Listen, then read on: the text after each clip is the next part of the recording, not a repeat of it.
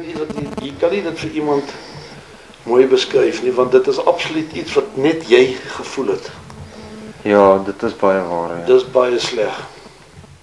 Ek sal met haar koffie en ek dogter toe klaar is, en ek staan op en ek gaan uit huis toe, maar toe uit buite toe, maar toe daar by die stoor kom, toe sien ek wat die beeste lê nog in herkou. En die kalvers is nog afgehok. Toe besef ek hier's 'n foutjie.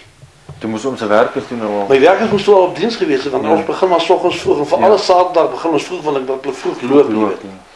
En ek sien toe maar hier's 'n foutjie, en toe kon ek nie die kloutjie by die oor kry nie, want daar was nie enige struwelinge of 'n dispuut of iets die vorige aand nie. Toe lyk dit vir my of hier nie 'n mens op die aarde is nie. En ek dog toe waglik gaan ondersoek instel. Ek kom by die huise aan, gaan by die eerste huis in en ek roep die persoon wat daarby op sy naam, Boom Piet, maar hy antwoord nie. En toe ek uitstap, so stap ek my in die drie manne vas. Waarvan een van hulle was al drie bewapend, een was bewapend met 'n protector. Nou ek weet nie of julle maar 'n protector ken nie, dis daai outomatiese halgeweer mos. En weet jy, hulle sê vir my, Keys, you fucking white bastard.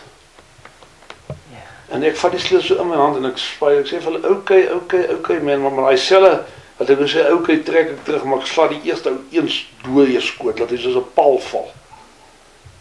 En die tweede storm op my af, en ek sla het vir hom plat, en die derde ene kom so van die kant af, en ek sla hom so skrams, maar hy het hom ook geval, en toe probeer ek wegjaag, want toe besef ek is dan nou alleen, teen 3 bewapende mense. En ek kon nie my bakkie in die gang kry nie. Daai immobilizer kry ek nie geactiveer nie. En dis toe wat hy die kans kry om my te skiet. En wat toe nou gebeur, toe hulle sien ek is nie dood nie, en ek ry weg, en toe skiet hulle op die bakkie. Hulle daai bakkie 4 skote geskiet. 2 skote hier by my kop verby, hulle die dashboard stuk in geskiet. Terwyl ek in hom sit. En hulle 'n skoot agter in die flap geskiet, en 'n skoot op die in die bumper. Een in die bumper, een op die flap, 2 deur die windscreen, deur die agterste, deur die venster wat nou oop is. Maar toe ry ons nou Bloemfontein met die ambulans, en ek sê vir die dokter kort ek lê op 'n klip, toe ek nog kom praat. Dan voel hy so op die ambulans se bed, sê my oom, is nie 'n klip nie. En toe hy uiteindelik hier aan my lyf voel, toe sê my oom, dis die patroon wat jy op lê. Toe sit daai patroon dwars in my lyf teen my vel. Hy het net nie genoeg gas gehad om deur die vel te gaan. Kyk, hulle was 5. Een van hulle het een van my manne afgebring met die revolver in die kop en gesê, hy moet vir hom kom wys hoe kom hulle in die huis in. Nou voordat hy hier kom dus ek daarbo. En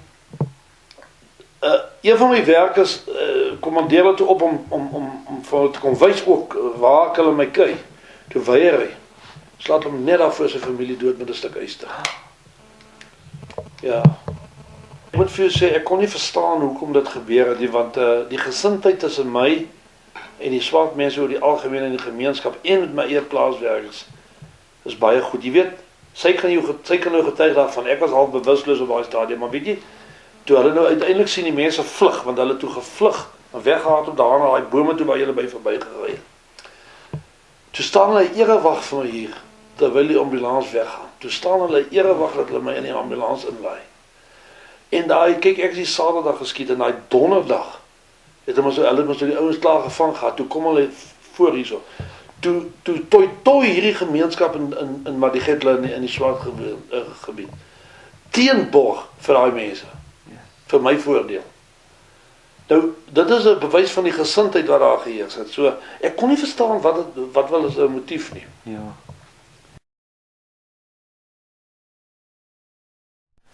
Weet jy, ek het 'n bitter smaak in my mond gekry.